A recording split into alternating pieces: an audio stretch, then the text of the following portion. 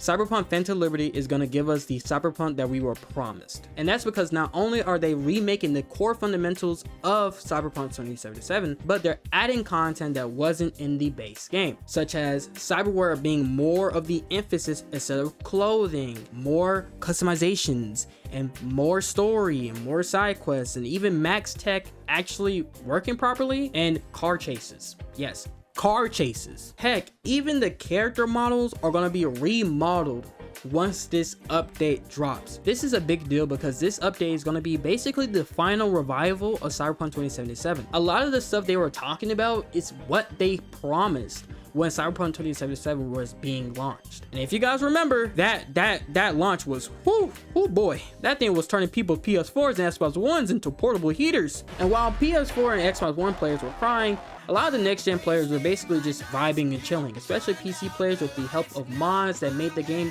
much better, such as vehicle vendors being added through mods, metro systems, let there be flight, so many great mods that made the game a lot, and I mean a lot more enjoyable if you had it on PC. And thanks to the modding community of Cyberpunk 2077, a lot of people got to experience a very good Cyberpunk 2077 thanks to mods, of course. The HUD is also going to be updated. That means that the HUD is not going to look like this no more. It's going to look more cyberpunk, if that makes any sense. We're also going to be getting a new location called Dogtown, which a lot of people have said that is visually stunning. But it's so visually stunning that if the PS4 or Xbox One decided to run it, well, you're going to have a portable jet fan. And that 6 empty slot within your skill tree, well, that's going to be called a relic. Basically, relics allow you to do crazy things within your cyberware, such as if you want to be the Incredible Hulk for real, well buddy, there you go. Outside the 6th thing being added to the skill tree is basically going to be reworked completely. So for example, attributes such as body, reflexes, cool, etc.,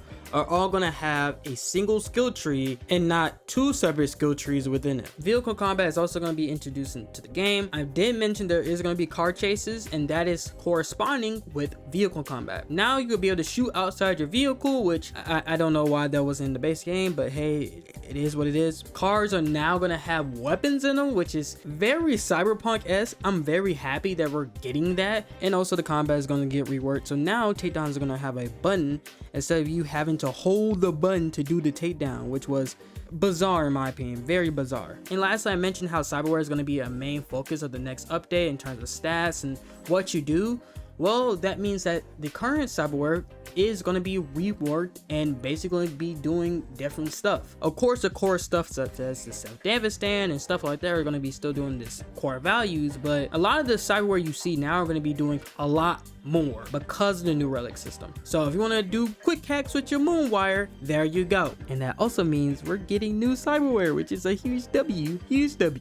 And with this being the final revival of Cyberpunk 2077, CDPR had to go balls to the wall with this update.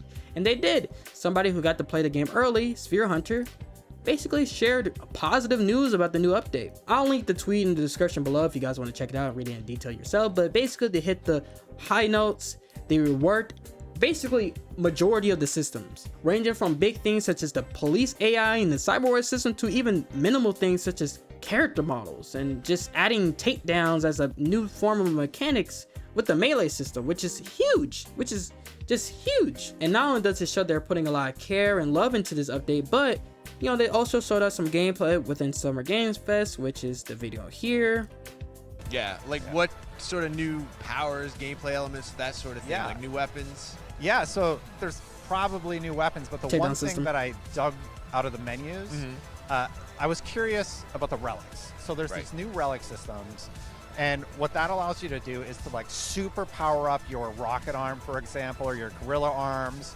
I can't remember what it's called, but the tripwire, the electric whip.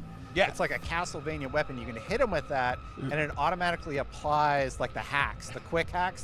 So that is insane. Now this update is coming in the form of 1.7, which is going to be part of the base game. You will not need Phantom Liberty to get this update. But hopefully this update turns out to be a success in the final revival for Cyberpunk 2077 in the game that we were promised since launch. So I hope you guys enjoyed the video. Make sure you guys hit that like button and subscribe. I really do much appreciate it. And yeah, I'll see you guys later. Venus sign off.